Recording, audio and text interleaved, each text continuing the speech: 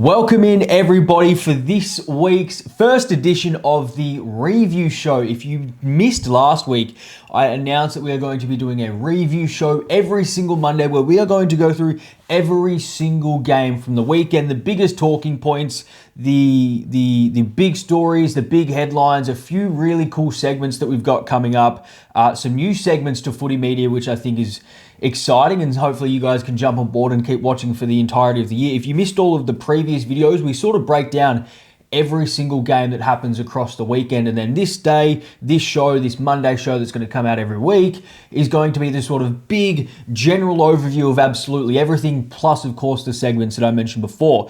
So please feel free to stick around and subscribe. If you want some more in-depth breakdowns of all of the games, feel free to go back to my channel and watch those over the past few days. There will be a longer Collingwood St Kilda breakdown video coming out, but this one should give you at least a little bit of some good context about the game. So with all that said, let's jump into it because we've got a lot to cover. The first game we cover, we go back all the way to Thursday night, which seems like forever ago, but it was a huge story at the time, a huge talking point, Carlton versus Sydney.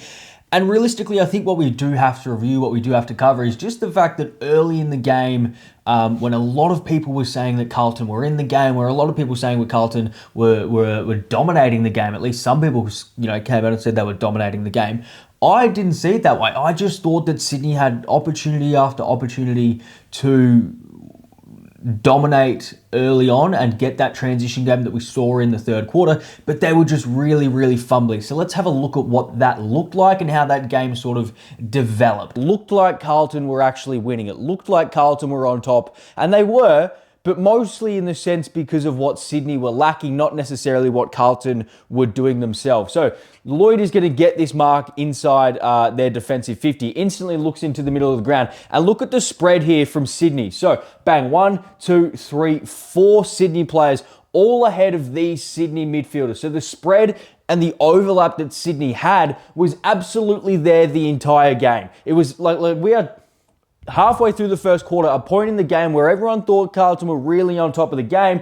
Well, look, we have overlap run here from Sydney and Carlton are lagging behind. The only thing that Sydney couldn't do was just pick up basic handball. So if Logan McDonald swallows that handball, look, he's going to get that ball over to Justin McInerney, who's outrun Jagger Smith going inside the forward 50. He's going to get that over to James Jordan. They're probably going to go forward and kick a goal. The overlap was absolutely there for Sydney. They just kept fumbling their way around. But then this is where we started to see that overlap run that we saw in the first quarter where they just fumbled their way out of it, and they fumbled and they fumbled. Look at the follow-up work from Gordon here. So he's standing next to Sam Walsh. They are in lockstep right now, but look at the overlap running ability of Errol Gordon. So this ball hits the deck. Malcolm Roses wins this ground ball, and look at the space that Errol Gordon has created from Sam Walsh because of the overlap run. And as soon as you get one overlap, as soon as you create separation from one player, it forces McGovern to cover up. That is what allows Chad Warner over the top. That's what forces these players up. That is what allows Justin McInerney to get out the back of this contest here. So as soon as you break through that first line, Sydney were just absolutely everywhere, and they just needed cleaner disposal. Justin McInerney, clean hands, great by foot, easy goal. And so obviously after that game, plenty of stories, plenty of headlines, plenty of people calling for Michael Voss to be sacked and all of that, and I completely understand a lot of the frustration, especially from Carlton fans, because you feel like it's just sort of been the same story over and over again. But I'm here to tell you that you should get used to it. You should get used to leaking goals like that, because that is going to become a very commonplace part of your game style. And that is just the way that it is. The more that you try to counterpunch, the quicker you try to move the ball, the more vulnerable you are to the opposition's attack, especially the more seasoned teams, the better skilled teams like Sydney, like Gold Coast, like we saw what Gold Coast do to Geelong. These are the teams that are going to have success against you. On the Sydney side of things, I just think the way that they moved the football, especially in that third quarter, 12 goals in the third quarter is just nuts, realistically.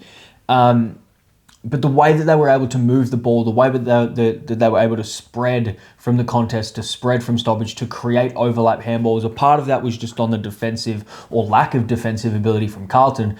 But a lot of it was just in the way that Sydney move the ball, the way that Sydney attack you is so exciting, is so high tempo, and it is so hard to stop because once they get some momentum and get a little bit of run on them, you're going to find it really, really hard to stop them. Again, if you want a more in-depth breakdown about this, I posted a video about this on Friday. We get to the next game, Geelong versus the Gold Coast, and the Gold Coast absolutely just blew them out of the water. And I think the one thing that they did really, really well was their ability to what I described as breaking the bubble, or at least it's what my footy coach always used to speak about, breaking the bubble. And Geelong do an interesting thing where when there is a ground level contest, they flood numbers and they create this almost bubble of pressure. And we see it so often work really, really well because if you can't get out of that bubble, they've now got a cluster of players that become the people that spread. That's how they get their overlap handball. That's how they get their run. That's how they get their spread from the contest. But if you can break through that bubble,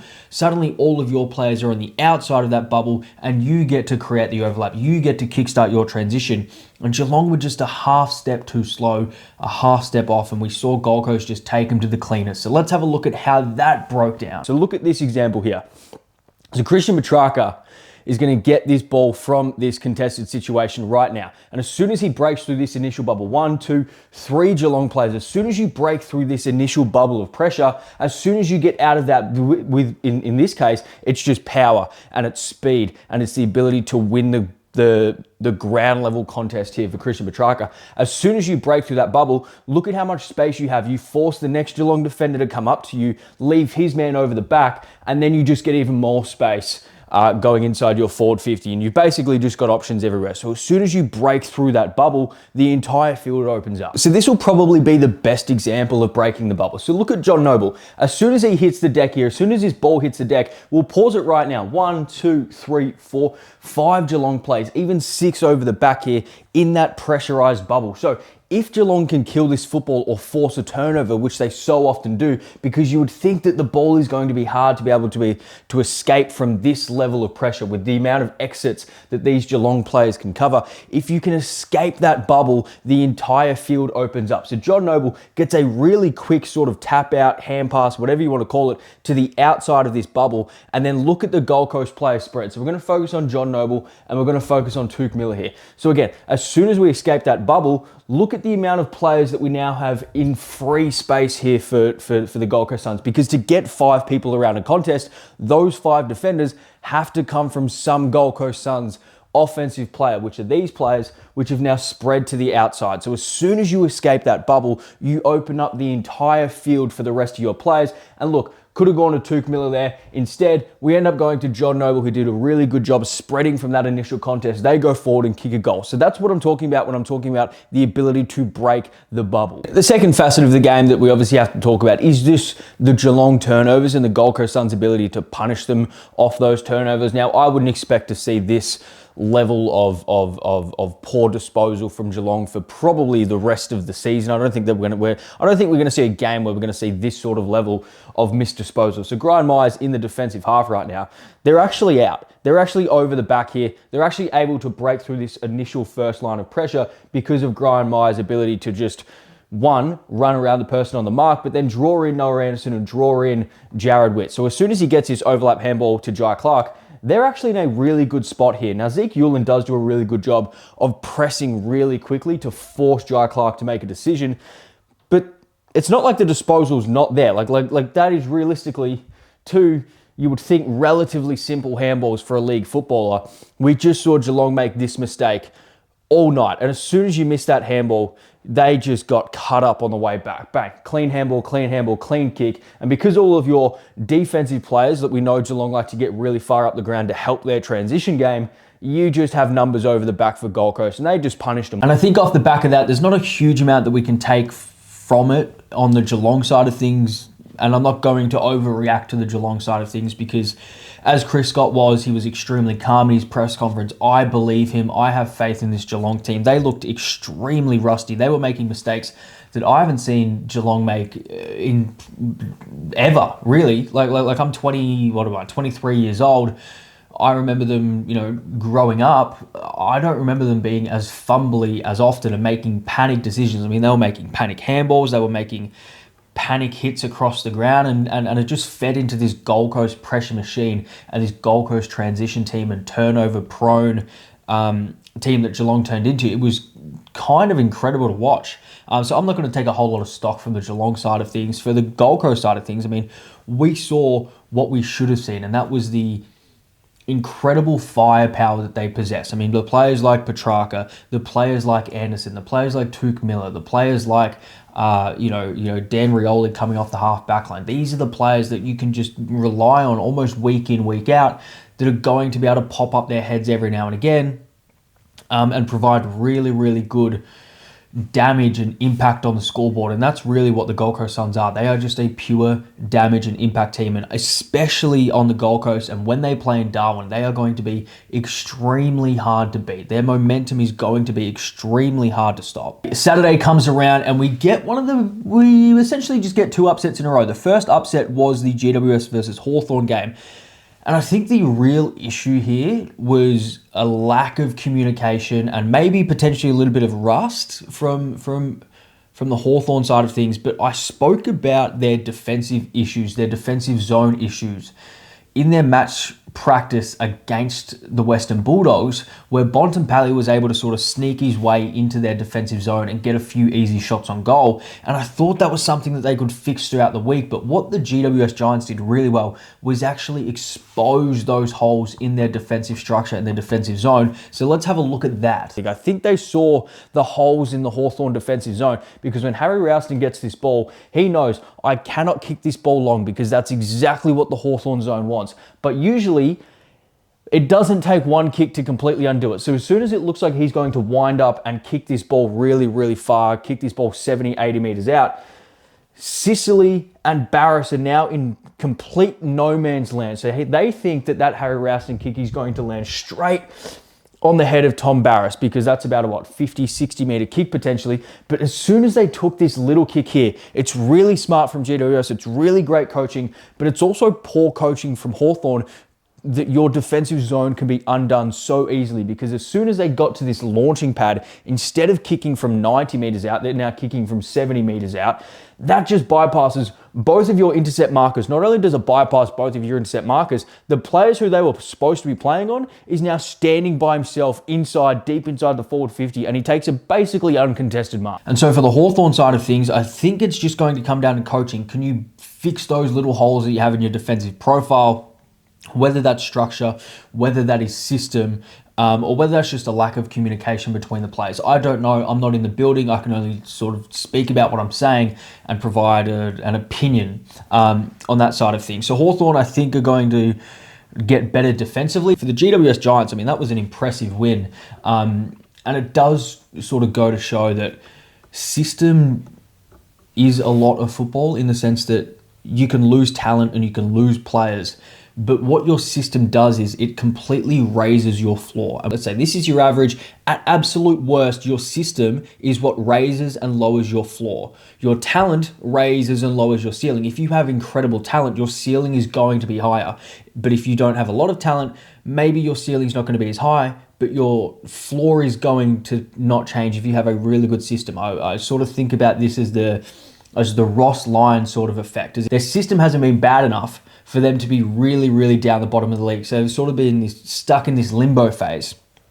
So I think what the GWS Giants showed again is that their system has raised their floor. So their worst performance isn't going to be necessarily that bad, even though they might have lost some top-end talent. Their system and their structure is going to raise their floor, and once they get their players back, once they get some of their star players back, obviously Tom Green's not coming back this season, but once they get some of their star players back, that ceiling is going to rise, and this team is going to be dangerous, probably for the rest of the year. And we saw that, and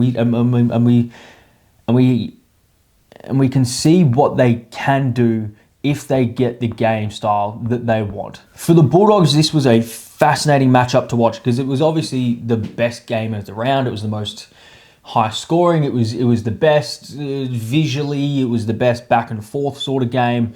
But what I think won and lost the game was the Bulldogs' defensive ability, and not necessarily because they were such a defensive beast. on Saturday night. It's not like they, held them to 60 points or something. It was more of the sense that their defense one-on-one ability gave them a chance to win. And that is all that the Bulldogs defense has to do for the rest of the year. If they can just hold up just enough to give their midfield and their forward line a chance to win, they're going to be okay, because we didn't see that last year. Their defensive structure and the defensive one-on-one ability did not give their team a chance to win last year. So let's have a look at how their defensive structure sort of played out, and also off the back of their defensive structure, how they transitioned the football going inside their forward half because of the way that they were able to set up defensively. Let's have a look at that. So I think one of the most important things that the Dogs did really, really well was actually just defend off their own turnovers, which they weren't able to do last year at all. So they get the turnover here, as in the Brisbane Lions get the turnover. And this is usually where we see Brisbane just completely cut teams apart. We've got a really good ball user here in Kitty Coleman with his chest, shoulders forward, inside forward 50 off a Bulldogs turnover, which again, last year they were horrible at defending against. So as soon as they go inside forward 50, this is what the Bulldogs, I think, did really well. Buku Khamis' ability last night, James O'Donnell's ability last night, even Rory Lobb's ability last night to just get hand on the ball, to just kill this ball, get the ball to ground, but not only halve the aerial contest, their ability to halve the ground level contest. So as this plays out, what we're going to see is just, again, the ability to just halve these aerial contests. And then as soon as they do get this ball out, they're just so happy to just kill the ball. So we get another really good pressure here from Ed Richards, and we get another just really good pressure contest here from Riley West. You kill the ball, you get a stoppage, you get a reset. So we've got 3 or 4 aerial contests, 5 or 6 ground ball contests that they just kept halving over and over and over again that we just don't see them do last year. But what also they did really well last night was actually turn their defensive setup into their offense. So this is really strange, obviously, from Darcy Forth there, but look at the Dogs' defensive setup, all in really good position, all of their defenders against their forward counterparts here. Really well done. So the setup is great. So we get a little bit fortunate here with Buku Khamis, who goes off the ground. But what I want to do is see the defensive setup here from the Bulldogs. They're in really good defensive position. And then off that, they're able to rebound and go to that next level. So Butterick, who I thought had a really good night last night, really good ball use, going inside to Darcy. And then Darcy, who's just one of those players, one of those forwards who just has really good feel for where a leader wants the ball, just hits Bontempelli in stride. So the ability to defend with really good setup, and then off the back of that transition inside their forward 50, I thought they did really well. For the Lions, I don't think we'd learn a whole lot other than the fact that they're still extremely good. Obviously, we had some great performances. Lachie Neale looked a little bit closer back to his best than we've probably seen him across last year. Dane Zorko had an incredible game, 31 disposals, 24 kicks, and he goes at 84% efficiency, which is the concerning thing for opposition teams. And for the Bulldogs, what we learned is the fact that, as I said before we went into the division, this defense is going to be the key here. And it's not necessarily about they have to be a top 3 defense in the league or a top 5 defense in the league. If they can just be a top 10 defense in the league, they will give their midfield and their forward line and their overall attacking profile a chance to beat the best teams in the league, which I don't think they gave that group that chance enough times last year. There were so many games last year where they just could not arrest any momentum because of their defensive profile. It was way too easy for the opposition to score against them. And if they can just make it a little bit tougher week in, week out by winning one-on-ones, halving contests, creating a defensive structure that slows the opposition down, like they were able to do against Brisbane for a fair portion of that game, they are going to give themselves a chance. And that is all that you can expect from this Bulldogs lineup. That is all that I assume Luke Beveridge is expecting from this lineup, and all he basically wants from this lineup, because they are going to be extremely offensive focused, and I don't think that's a bad thing. Which then brings us to the last game of the round, Saints versus Collingwood. And if you guys want, I'll probably do a deeper dive on this game, and I can do the full vision breakdown and things like that. But the one thing that we do probably have to focus on, if we're just sort of getting a general overview and general talking points from this game, probably the most stark thing that we have to speak about is the difference in their forward 50 entries. And it was completely different. I mean, 63 inside 50s for St Kilda, 40 for Collingwood. St Kilda have 21 scoring shots from those 63 inside 50s, and Collingwood have 23 scoring shots from their 40 inside 50s. And this is actually what we saw quite a lot from Collingwood last year. This is why they were one of the best defensive teams for the majority of the year, and it was their ability to hold up against a large amount of inside 50s from the opposition. We saw it again yesterday. But also, like we can give credit to Collingwood, and I thought their defenders one-on-one were really good. I thought Billy Frampton had some moments. There were some head-scratching moments, absolutely, with Billy Frampton, and there always is, but there were some good defensive moments. Isaac Quaynor played a really, really good game. I even thought some of the younger players, like a Will Parker, had some moments, although he was a little bit shaky at times, but he had some moments defensively that I thought were really good.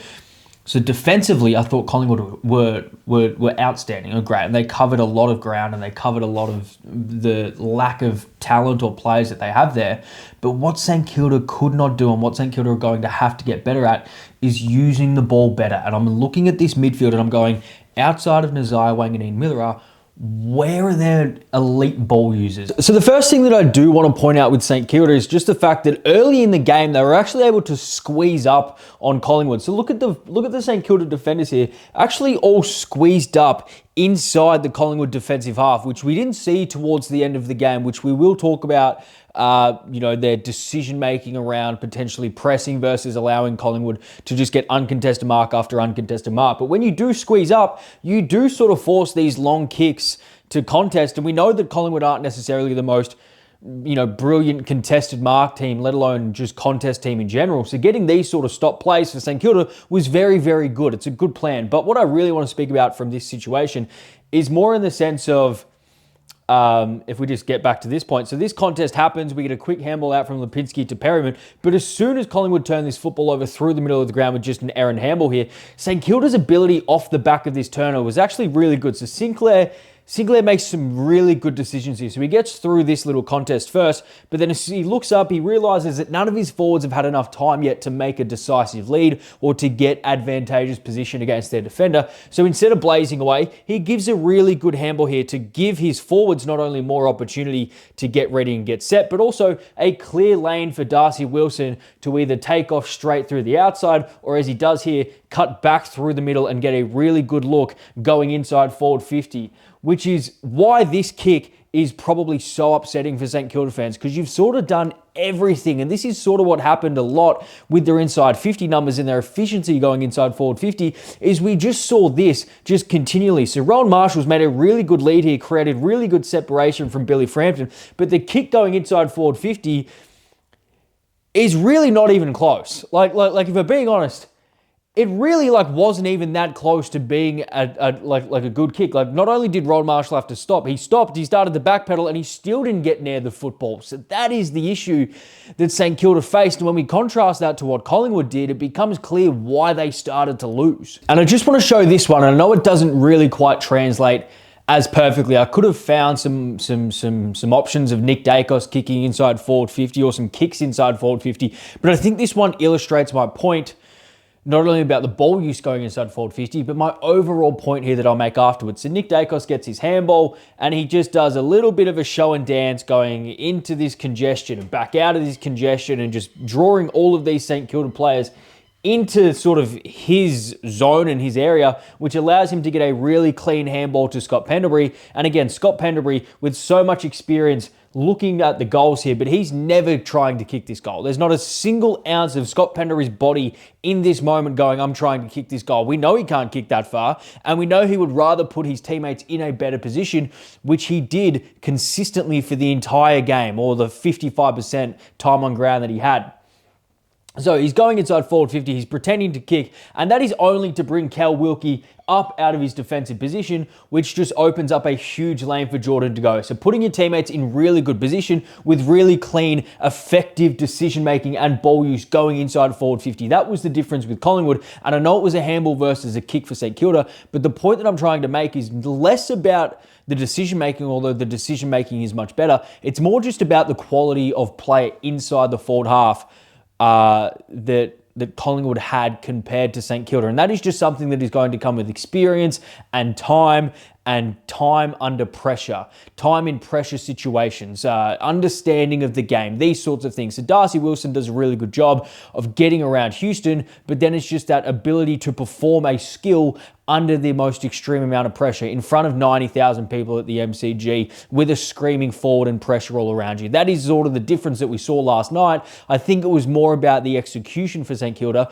more than it was necessarily about the decision making and the skill use, if that makes sense. And this is a really good question that we got, and I'll speak about it a little bit more, but this Collingwood sort of mark, kick mark, uncontested mark, shift the defensives of St Kilda did a really good job, and I really just want to highlight this specific piece of play. So watch the work of Nick Dacos here, but also just watch the work of the Collingwood team. They're just so happy to chip the ball around and watch, and all that is doing is forcing all of these defenders to just move along and move along and move along, and it forces Naz to move along as Dacos is running, streaming to the other side, and all this is doing is just shifting the St Kilda defence, and the more that you shift the defence, the better opportunity that you're going to have to find holes in the defence. So Dacos has run all the way through this from the other side of the ground to here, and that is what opens up this space in the middle of the ground. So all of the defenders now have to move across, but because he's so dangerous, Naz goes with him the entire way. That opens up holes of space. When we talk about shifting the defense,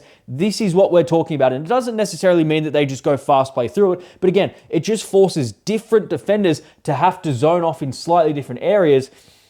And the more that you can just shift the defense slightly, and the more that you can move the spare man in defense here in Rowan Marshall, the more that all of these Saints defenders have to think about what space they're guarding and what position they have to be in, and that is what creates holes all over the ground. So we saw the hole to Patrick Lipinski, but look at all these Saints defenders moving across all of these Collingwood defenders here. So Scott Pendlebury coming up at the football is dragging Liam Ryan out, and Rowan Marshall is expecting this kick to go long up the line, and look at the massive hole that Collingwood have in the middle of the ground, and that wasn't there when they first started with the ball on the other side of the field, but as you switch and as you move the football, that is what opens up all these pockets of space, and suddenly you get a one-on-one contest inside your forward 50, you get a free kick, Darcy Cameron goes back and kicks the goal, and that all comes from Collingwood's willingness and ability to slow the game down, to chip mark, and find holes here and find holes there. It was beautiful. And then off the back of that, I think Andy Munro, in yesterday's video, he put down a great comment. If you don't know Andy, he does some incredible work.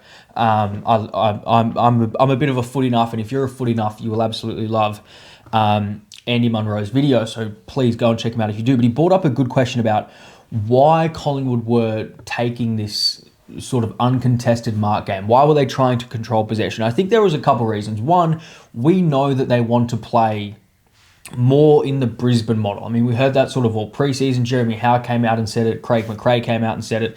And a lot of Brisbane's model is the uncontested mark game. And what the uncontested mark game does is it allows you to shift the zone ever so slightly. So when we talk about shifting zones, we're talking about the defensive zone of the opposition. So many teams in the league, actually pretty much every team in the league, plays some version of a defensive zone, as we spoke about and as we showed in the Hawthorn example.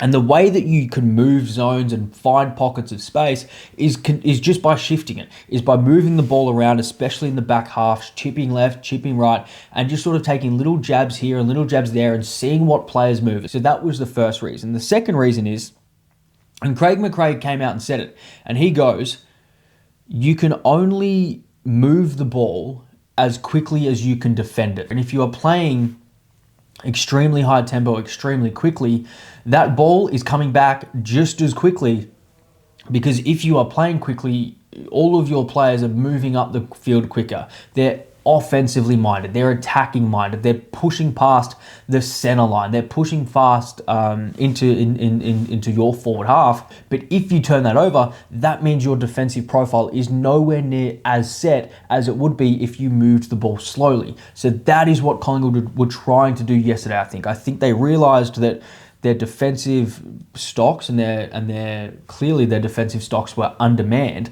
So if they could just move the ball slower, it would actually allow them to defend St Kilda a lot better than if they tried to move the ball extremely quickly. But now we get to some of the fun stuff. Now we get to actually talk about some big talking points, some of the big news, and obviously the segments, which I'm really, really excited for. And I want your guys' input on all of the segments that we have coming up, and maybe we'll change a few throughout the year, but also want your input for next week. next week's edition of these sort of segments and games. So let's stick around for that. Okay, now we get into the newsy portion of the show, of the segment or whatever. Firstly, we're going to cover the big news. And I think the big news is the Brisbane Lions suspension. And it's a big news because, well, I spoke about the depth of the Brisbane Lions in the preseason, how they're the most deep team in the league and they've got plan A, B, C, and D. And the real only hole in their team, or it's not necessarily a hole, but weakness, lack of depth, was in their key defender position because they've just had a few injuries here and there, and like Tom Doedee doesn't look like he's ready. Jack Payne, I think, just had another knee surgery. So losing Harris Andrews for 3 weeks with a suspension, I'm not sure if they're going to challenge it. I think they'll come out today if they're going to challenge it. But his hit on Artie Jones was graded as careless, high contact, and severe impact. And that seems fair. That seems fair. I think careless is the right word. I know there was a little bit of me that was like, well, it's an intentional hit. But the more I sort of read into the difference between intentional and careless, I think careless was right. It was obviously high contact and it absolutely was severe impact. And that gives you 3 weeks. And I think that's a fair adjudication. I know a lot of people are sort of against that. And I just don't understand, because I think it kind of was a football act, but I don't think it was a legitimate football act. I think shepherding or bumping is a part of the game, and I think being able to, clear a run or stop a player from running or impede a player from running, I think that's part of the game. But if you choose to do that and you hit someone high, especially carelessly, if you hit someone high and they get knocked out, you're going to get 3 weeks. The same way that if you bump someone whilst they're running towards the ball, if you hit them high, if you intentionally bump them, and I'm not saying intentionally in the sense that he was trying to knock him out. I'm saying if you choose to bump, like Harris Andrews chose to swing his arm, if you make high contact and you knock the man out, you are going to get 3 weeks. And I'm okay with that. We get to the next one. Darcy Gardner is also being given a 1 week suspension. His act on Aaron Norton classed as careless, high contact, and medium impact. And honestly, I wouldn't have been surprised if this was graded as intentional. And I did look into the difference between intentional and careless. And I wouldn't have been shocked if this was intentional, because there was no eyes for the football. There was no play on the ball. It was purely just a physical intimidation decision. I would class it as. He's lucky that Aaron Norton didn't get any sort of injury from it. So I think that's fair. And Zach Bailey 1 week, intentional, graded as intentional, high contact, and low impact. And I think that seems fair. And now we get to the talking points. And the talking points from the week, and there's a couple that I want to speak about. There's actually 4 that I want to speak about. So let's get into it. So the first one is, I'm just going to ask you a question, and I want you to try and think about it and answer it as I sort of give you a little bit more context. And the question is speed good for the game? Because at the moment, speed is absolutely everything. I mean, the game has gotten quicker and the rules have made it quicker. The AFL has been very adamant and very open about the fact that they want to make the game quicker. I mean, the stand rule, the new interpretation of the stand rule, the lasso, last touch rule, the centre bounce especially. If you don't have speed, you're not going to survive in this game.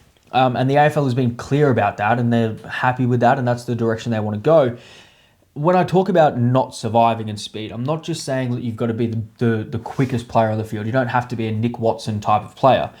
But it's more about how quickly the teams can move the ball in transition, and whether that's by foot or by hand or kicking or whatever. If you can move the ball extremely efficiently, extremely quickly, we saw on the weekend that those were the teams that completely dominated. Like Sydney in that third quarter, Gold Coast for the majority of the game. Even Collingwood, when they were most potent going inside forward 50, was when they were moving the ball very, very quickly. So that speed is absolutely paramount at the moment. But my question is this a good thing for the league? Because there's a few sort of facets to this. One is the fact that because the game has gotten so free-flowing, so open, so up and back, and there's such an emphasis on speed, there's not a whole lot of levers that the coaches can pull to actually slow the game down, which makes it a lot harder for the bottom teams, for poor performing teams, and for teams that are having off days like Geelong to actually arrest any momentum. So I think we might see and this is a prediction, I think we might see more blowouts, and I think there might be a bigger difference between the best teams in the league and the worst teams in the league. And that is purely as a result of the desire to increase scoring and increase speed. The difference, the gulf between the best teams and the worst teams, I think is going to be even bigger. It's going to be even more on show, because if you cannot keep up with the speed, like a lot of teams at the bottom of the league can't, I think you're just going to get lost and sort of caught behind. The next talking point, there's two more that I want to speak about, is Justin Longmuir saying he doesn't have any fun. I thought that was just an interesting quote. Like, I just thought it was an interesting quote, and we obviously want the game to be fun. Like we want past players and the legends of the game to want to go into coaching. Like I understand that, and we do have a coaching pipeline issue from the game to coaching, with a lot of the best players, a lot of the best minds in the game going to the media. So this is a real discussion. But I also think, like, is that not just the nature of the job? Like, is that not just the nature of the job for it to not be extremely fun? Like, obviously there's going to be fun moments, and you're going to have great moments and low moments and things like that. But isn't that kind of the nature of the job? Like, I look around the world, I'm a big NFL fan, I'm a big NBA fan. And Mike McDonald, the Super Bowl winning coach of the Seattle Seahawks, he came out during the playoffs last year and was like, I get like 30 minutes with my kid one-on-one time a week. And that's not because of anything outside of the fact that he's so dedicated through the season, and the game is so demanding, especially in the NFL, where tactics and analysis and film is absolutely paramount and absolutely everything, that at the absolute elite level, you do have to give things up to be successful. So being an AFL coach, I feel like you give up the right to have fun, to have a fun lifestyle, if you want to be the best coaches or at the absolute elite level. I feel like that's a trade-off that is okay to make. Like, I feel like that's a normal thing for someone to do. And the last talking point that I want to speak about before we get into some of the more interesting segments is the way that teams and coaches are using the fifth player of the bench. So we saw a few different variations of this. Carlton went with the two rucks, but the two more interesting ones is the way that Sydney used it and the way that Collingwood used it. So Sydney used it in a way to bring back Papley, who had done an underdone preseason, who probably, if they had four on the bench and a sub, maybe wouldn't have played, or maybe would have played just as the sub. And they sort of just used him as a sub, but a sub sort of in between quarters, where he would sit for 20 minutes, come on for 5 minutes, 6-minute burst. And I think that was a really interesting way. So this sort of opens up a new avenue for teams to bring back underdone or lightly injured players, or players on minutes restrictions. We saw it with Jordan De Goey as well in the Collingwood game, sort of in a similar situation, where they were sort of using him as getting them back through the game without losing their ability to impact the game. I thought Jordan De Goey was really impactful. I thought Tom Papley was really impactful. And then the way that Collingwood used Pendlebury was also fascinating, that sort of fifth player on the bench. I mean, he played 55% time on ground and was one of the better players on the ground, like actually not even one of the best players on the ground. One of the most impactful players on the ground, 26 disposals, I think, 5 goal assists and 10 score involvements, just completely dominated the game in the forward half for Collingwood. But yeah, 55% time on ground. They used him as the sort of fifth person on the bench. He didn't play for large swaths of quarters, and then sort of came on towards the end of him and had a sort of hockey substitution sort of method, where it was like, we'll sit you for a while, then you come on, have a really short, really good burst, we'll bring you back off, and we'll just do that a few times. Thought that was a really interesting way to use the fifth sub, and that's going to be a talking point sort of for the rest of the season. I think that was fascinating. So let me know all of your thoughts on all of those talking points that we spoke about. So speed on the ball, Nick Dacos talking about tagging, Justin Longmuir talking about coaches having fun, and also the way that coaches are going to use the fifth position on the bench. And now we get to the last 3 segments here. We're right near the end. Stick around. So this segment is all about celebrating the players and the player podium. It's the 3 best performances for the week. Now, this week it is a little bit more numbers focused, but it won't always be numbers focused.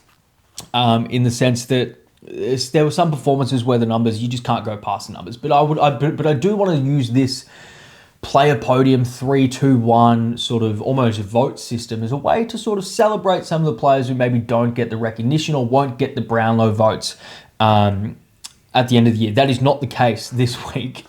But in third position, getting the bronze medal, it's Harry Perryman. And I think he just did an extremely good job. Like, Nazai Wanganeen-Miller had 39 straight games of 20-plus disposals, and he has 19 disposals, a few of those from kickouts and handball receives from those kickouts where Perryman wasn't necessarily guarding him. So I thought Perryman's ability to follow him all around the ground, like I said, 19 touches, but he had 5 turnovers and only the 4 score involvements for the game. So I thought Perryman did an extremely good job, and he deserves bronze on my list. In second place in the silver medal, it is Ed Richards. I mean, I just can't go past this. When the game was on the line, he just completely took over. I mean, 9 disposals, 2 goal assists, a goal, and 4 score involvements in the last quarter. That is an unbelievable return when the game is absolutely on the line. That is completely brilliant from Ed Richards. And in first place, you just can't go past this. And I know I said I didn't want this to be about numbers and just hype performances, but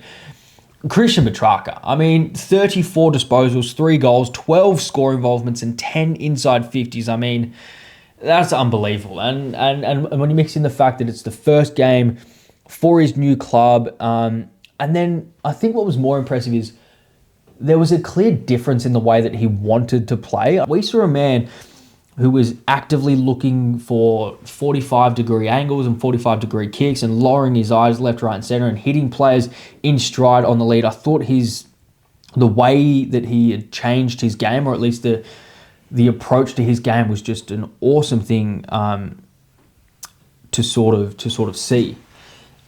Which brings us to the last segment of the week, and this is the one where you guys just get to sit and listen to me, and I do a little bit of a weekly monologue, and then I want to get your opinion on it. It doesn't go for that long, but I do want to get a little bit more of a deep dive every single week about something that I noticed throughout the week that I think might be interesting, or something that could be fascinating to look at sort of going forward. So this is one where I'm talking about going forward, and I'm just going to read it. So Errol Goulden dominated in the Carlton versus Sydney game. And what David King said pre-game is fascinating, because obviously Errol Goulden's running power and his ball use and his tank and his kicking efficiency is undeniable. But David King said pre-game, he brought up the fact that he spoke to Dean Cox, and Dean Cox wanted to use Errol Goulden in the centre bounce more than he has been in sort of past years. And so I was sitting there going, why wasn't their best ball user, their best runner being used in the midfield already? Well, when I think it comes back to the same reason that the ruck rule was changed. So Adam Simpson last year did some great work on AFL 360 last year, explaining how the centre bounce had become more of a 1v1 contest, essentially 4 1v1s rather than craft and set plays. Then Jeff White from First Use, the former Melbourne ruckman, he sort of explained how that was at least in part due to the rucks wrestling, and that cutting off a fair view of the hit zones and craft ruckman could use around stoppages. Which, when I looked at the vision from a lot of footy from the past couple of years, made a lot of sense. The ball was being hit in a smaller space, and it was sort of hell for leather contested footy. Who can win that initial 1v1 contest, which, with all due respect, probably wasn't where a player like Errol Goulden was going to be super impactful. And so the risk versus reward of having him in there has skewed more to the risk, given the heightened importance of being able to win a genuine one-on-one contest. Well, now that kind of looks like it's changing. Myself and many others have flagged during the preseason that centre bounce clearances are going to be cleaner because of the predictable throw-up style and reversion to rucks jumping. As a result, teams will be more creative. There will be more hit-to zones for rucks and more emphasis on hitting to space rather than the ball dropping at the feet of a 1v1 or 4 1v1s, as Adam Simpson pointed out last year. What I didn't follow that thought through to, though, was the type of midfielders that are now going to be useful at centre bounce, or at least more useful than they have been in the past, which I'm calling the Errol Goulden model. I think the more the ruck rule evolves, how midfields work in the centre bounce, the more we will see the risk versus reward of having a lesser quality pure 1v1 contested ball winner, and the more athletic, agile, speed-driven players in the centre bounce skew to the reward side rather than the risk side. Players with agility and speed will become more important and more impactful than those who can win 1v1s with physicality and strength. Now, obviously, winning 1v1s will still be important, absolutely, but this change alters the ratio of importance of these type of players at least a little bit, if not a lot. Outside of Gordon, what we saw from Jagger Smith proves this point. Last night, he went to the equal third most centre bounces for Carlton, which in yesteryear probably doesn't happen given his size. We've consistently seen, even in recent years, prolific ball winners in their junior careers pushed onto halfback, wing, half forward to let their body develop before going into the midfield to battle with more seasoned, bigger bodies. Well, that isn't going to happen as much going forward if this ruck rule allows teams to utilize space more than they utilize physicality, which seems to be the trend and what is going to happen moving forward. So I hope all of that made sense to you. I'll actually flash up the tweet so that you guys can read along with me, because I know that's a lot to sort of just ingest, but maybe you can think about that and also think about everything else that we spoke about today. Yeah, this is the first time that we've sort of done a full sort of round review show style of thing. And then for the rest of the week, we are back to regular programming. We post a video every single day here, all things footy. So if you're new here, please feel free to stick around and subscribe. And also, you should sit down and you should watch this with a mate. You should send this show to a mate, and I will see you next time. Cheers.